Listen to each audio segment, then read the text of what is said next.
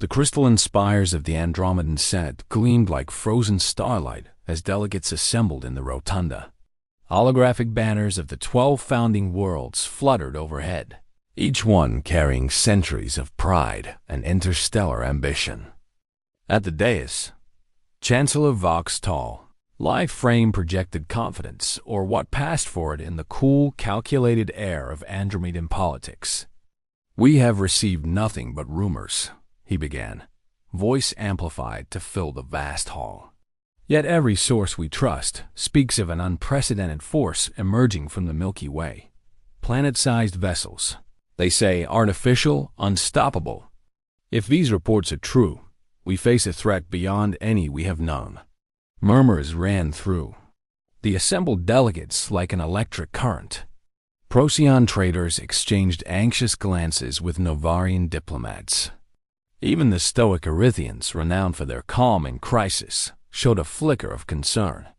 An imposing projection of the Milky Way flickered behind Chancellor Vox, dotted with known star systems. At its edge, a blinking red dot pulsed ominously. The Pegasus Rift, far from the rotunda's chill. Captain Serena Krall paced the command deck of the Eidolon, the Andromedan Senate's latest intelligence cruiser. Every console glowed with activity, sensors feeding data in impossible volumes. Krall's dark eyes swept across the tactical display as her chief science officer, Lieutenant Harrow, spoke in clipped urgency. "Captain, Ultima Observatory confirms it. A dark object, roughly 800 kilometers in diameter, moving at relativistic speeds on an intercept course with Perseus Prime. Its mass signature is off the charts. Nothing natural could form at that scale." Serena exhaled, steadying herself on the rail. "Show me visuals." Seconds later, the holomap pulsed, revealing a perfect circular silhouette against the black canvas of space. Smooth, metallic, impossibly vast. No asteroid field, no cosmic wreckage, just blank, impenetrable geometry. She stared at it, heart pounding as if she were at the prow of an approaching ocean leviathan.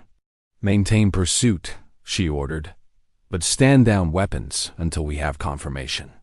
I want to know if it's a vessel or something else entirely." Below her, in the hidden depths of Terra, the heartbeat of humanity's secret endeavor thumped through miles of subterranean tunnels.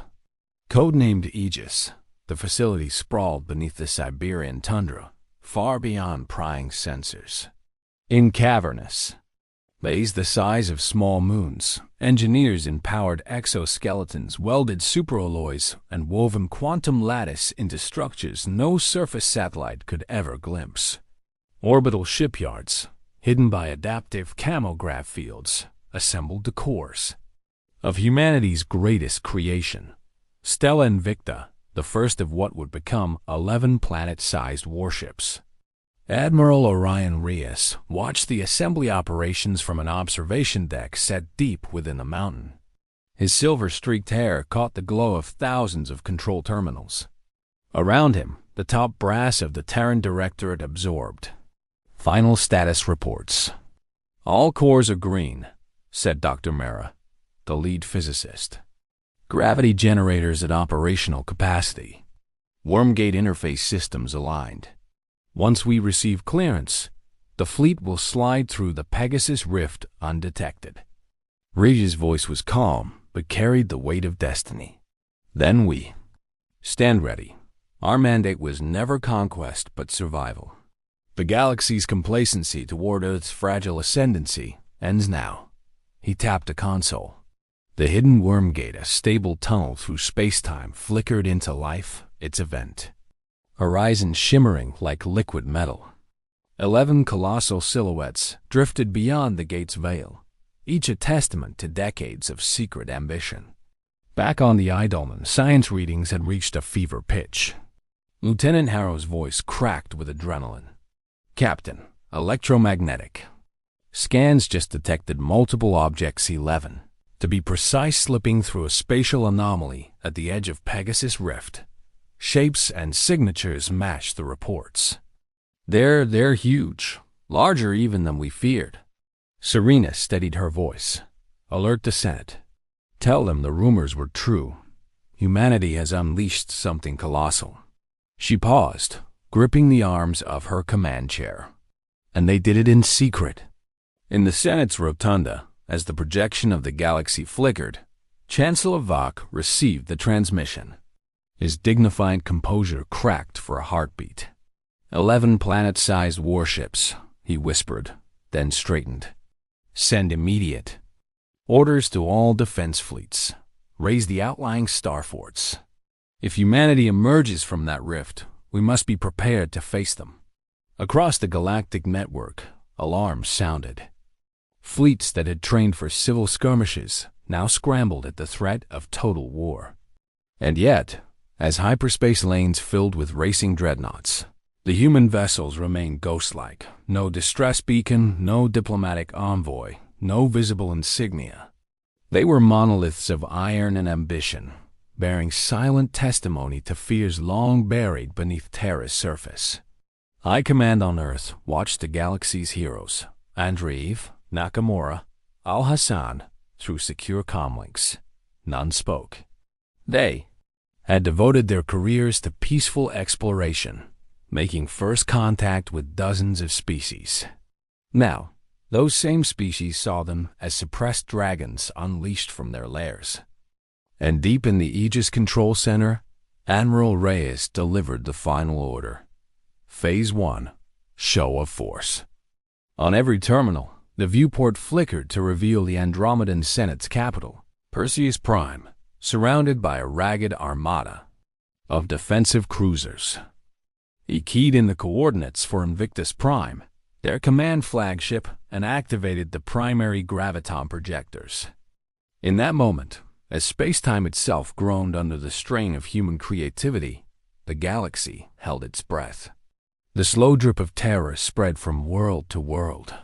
Humanity had been hiding the smithy of the apocalypse, and now, with engines charged and weapons primed, the true scale of human ambition lay bare across the star-studded void. The void seemed to hold its breath as the 11 colossi loomed into formation, their hulls glowing with the eerie blue radiance of quantum graviton projectors. At the center of the triad drifted Invictus Prime, humanity's flagship, a world unto itself. From its observation deck, Admiral Orion Reyes watched the tactical holomap flicker with enemy positions. The battered remnants of the Perseus defense fleet clustered around its homeworld like frightened insects.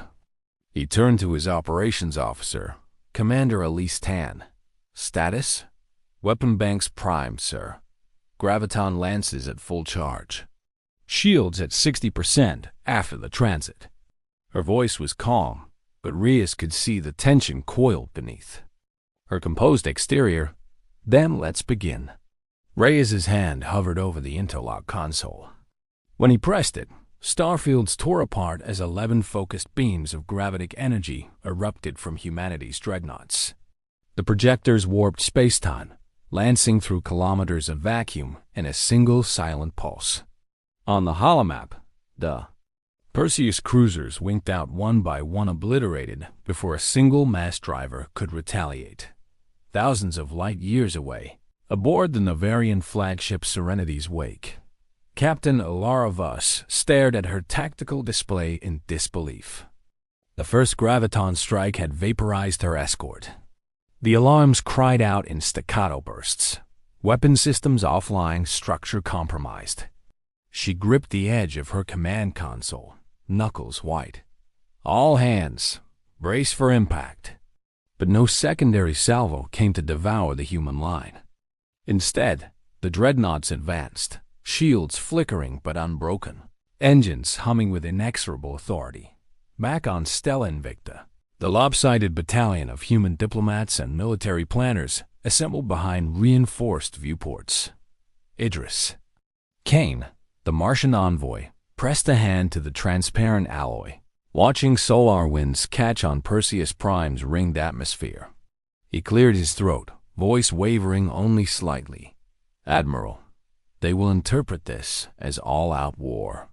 Across the deck, Lieutenant Sarah Ng, head of communications, keyed the universal translator. Broadcast is ready. Reyes nodded. Proceed. The viewport dissolved as the broadcast feed unfurled into every comm channel within range. A calm, measured voice filled the darkness.